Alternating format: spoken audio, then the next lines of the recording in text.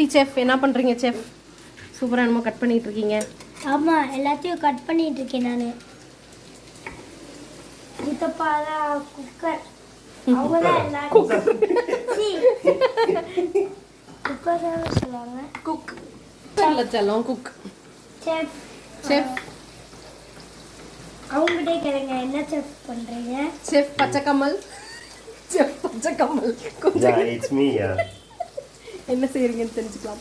இன்னைக்கு நம்ம பார்க்க போற டிஷ் வந்து ஒரு பிரெட். இதுல என்னென்ன போட்டிருக்கீங்கன்னு கொஞ்சம் சொல்லுங்க. கேரட் போட்டிருக்கோம், தக்காளி போட்டிருக்கோம், வெங்காயம் போட்டிருக்கோம், கேப்சிகம் போட்டிருக்கோம். ஓகே, அது இப்போ கேப்சிகம் அப்பதான் கட் ஆகிட்டு இருக்கு. அடுத்து அதுக்கு முன்னாடி கொஞ்சம் போட்டிருக்கோம். அப்படியா? வேற வேற இந்த என்னென்ன பொடியெல்லாம் போடுறீங்க அதெல்லாம் சொல்லுங்க. ஃபர்ஸ்ட் வந்துட்டு கரம் மசாலா, அதுக்கப்புறம் சிக்கன் மசாலா, அவ்வளோதான். லைட்டாக வந்துட்டு நம்ம கரம் மசாலாவும் சிக்கன் மசாலா போட்டுக்கலாம். நெக்ஸ்ட் வந்துட்டு நம்ம பெப்பர் மட்டும் லைட்டாக. ஓகே, அவ்வளோதான். 1 டீஸ்பூன்.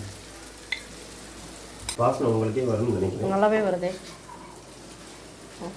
ஆனால் வீடியோ பார்க்குறவங்களுக்கு வாசனை வராது. என்னங்க ரெடியாகி டேஸ்டியாக இருக்கும். அதுக்கப்புறம் என்னெல்லாம் ஆட் பண்ணீங்க?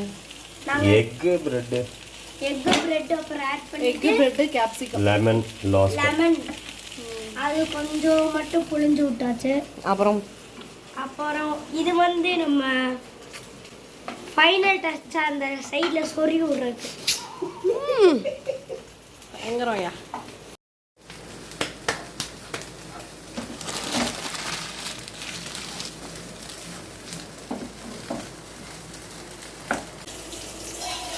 பத்தாது போலங்க.